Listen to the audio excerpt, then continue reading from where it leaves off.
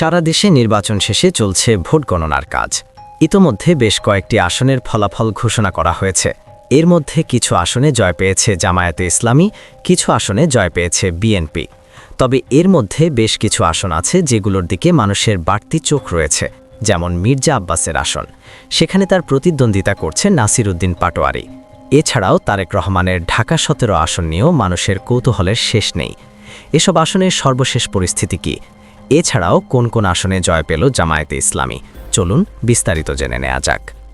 ঢাকা ১৭। ঢাকার অন্যতম গুরুত্বপূর্ণ ঢাকা ১৭ আসনে ভোট গণনার সর্বশেষ অনানুষ্ঠানিক তথ্যে তারেক রহমান ১৮টি কেন্দ্রের গণনা শেষে এগিয়ে রয়েছেন। সকাল থেকে ভোট গণনা শুরু হওয়ার পর ধীরে ধীরে তার লিড বাড়ছে বলে কেন্দ্র সংশ্লিষ্ট সূত্র জানিয়েছে। তবে শুরুর দিকে খালিদুজ্জামানের সাথে হাড্ডাহাড্ডি লড়াই হচ্ছিল দুই নেতার। ঢাকা ১৭ আসনে ভোটের ১৮টি কেন্দ্রের ফলাফল পাওয়া গেছে। এতে ধানের শীষ প্রতীকে ৯,৯৬২ ভোট পেয়ে এগিয়ে রয়েছেন বিএনপির চেয়ারম্যান তারেক রহমান।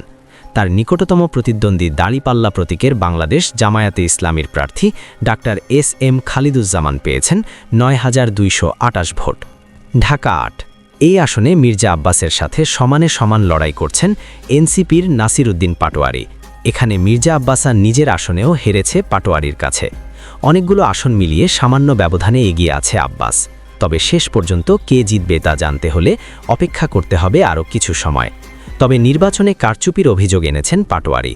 তার পক্ষ থেকে বলা হচ্ছে, ঢাকা ০৮-এর সব কেন্দ্রের ভোট গণনা এই মুহূর্তে স্থগিত চাই।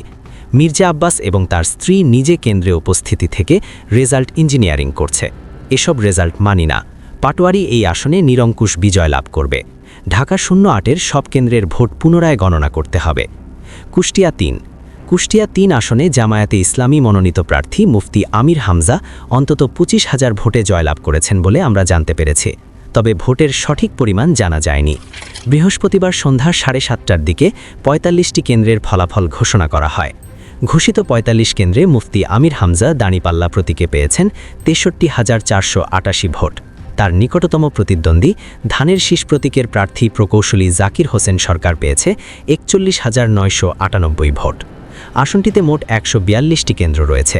মোট ভোটার ৪,৪০,৬০০ জন। কুমিল্লা ৪। ত্রয়োদশ জাতীয় সংসদ নির্বাচনে কুমিল্লা ৪ আসনে জামায়াতে ইসলামী নেতৃত্বাধীন ১১ দলীয় জোটের মনোনীত প্রার্থী ও জাতীয় নাগরিক পার্টির দক্ষিণ অঞ্চলের মুখ্য সংগঠক হাসনাত আবদুল্লাহকে বেসরকারিভাবে বিজয়ী ঘোষণা করা হয়েছে। বৃহস্পতিবার রাত ৮টা৩৫ বিষয়টি নিশ্চিত করেন সহকারী রিটার্নিং কর্মকর্তা ও দেবিদ্বার উপজেলা নির্বাহী কর্মকর্তা রাকিবুল ইসলাম। রাকিবুল ইসলাম বলেন, দেবিদ্বার আসনে ১১৬টি ভোট কেন্দ্র রয়েছে। সবগুলো কেন্দ্রতেই হাসনাত আবদুল্লাহ বিজয়ী হয়েছেন। আমরা সব কেন্দ্রের ফলাফল একত্রিত করছি। ফলাফল বিবরণী দেখে তাকে বেসরকারিভাবে বিজয়ী ঘোষণা করা হয়েছে। পিরোজপুর ১। আমাদের প্রতিনিধি জানিয়েছেন, এই আসনে জয় পেয়েছেন দেলোয়ার হোসেন সাইদি পুত্র মাসুদ সাইদি, কিন্তু ভোটের পরিমাণ জানা যায়নি। ঘোষিত ফলাফলে জিয়াননগর উপজেলার ২৯টি কেন্দ্রের ফলাফলে দাঁড়িপাল্লা প্রতীকে মাসুদ সাইদি ৩৩,৭৭৪ ভোট পেয়েছেন। এছাড়াও নীলফামারীর ৪টি আসনেই এগিয়ে রয়েছে জামায়াতে ইসলামের প্রার্থীরা। বৃহস্পতিবার রাত ৮:৩০ পর্যন্ত ভোট গণনার পর এই তথ্য পাওয়া গেছে। নীলফামারী ১ আসনে ৩৮টি কেন্দ্রের ফলাফলে ৪,৫৩৬ ভোটে এগিয়ে রয়েছে জামায়াতে ইসলামী মনোনীত প্রার্থী মাওলানা আব্দুস সাত্তার। নিকটতম প্রতিদ্বন্দ্বী খেজুরগাছ প্রতীকের মাওলানা মঞ্জুরুল ইসলাম আফেন্দি পেয়েছেন ৩০,১৬৯।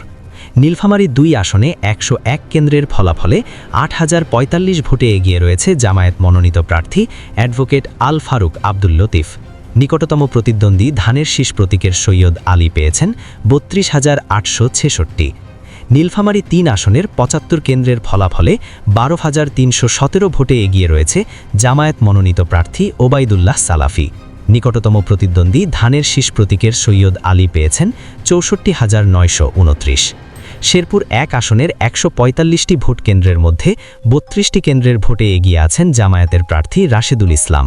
তিনি পেয়েছেন ২৯,৬২৭ ভোট। বিএনপির প্রার্থী সানসিলা জেবরিন প্রিয়াঙ্কা ধানের শীষ প্রতীকে ১৫,১২৮ ভোট পেয়ে দ্বিতীয় অবস্থানে আছেন। অন্যদিকে বাগেরহাট ২ আসনের মোট ১৩৯টি ভোট কেন্দ্রের মধ্যে একটি কেন্দ্রের ফলাফল প্রকাশ করা হয়েছে। প্রাপ্ত ফলে জানা যায় জামায়াতের প্রার্থী এগিয়ে রয়েছেন। সব মিলিয়ে ত্রয়োদশ জাতীয় সংসদ নির্বাচনের প্রাথমিক ফলাফলে দেশের বিভিন্ন আসনে জামায়াতে ইসলামী নেতৃত্বাধীন 11 দলীয় জোটের প্রার্থীরা এগিয়ে রয়েছেন। এখন দেখার বিষয় শেষ পর্যন্ত কারা জয়লাভ করে। দর্শক, জামায়াত কি পারবে সরকার গঠন করতে? কমেন্ট বক্সে জানিয়ে দিন আপনার মতামত।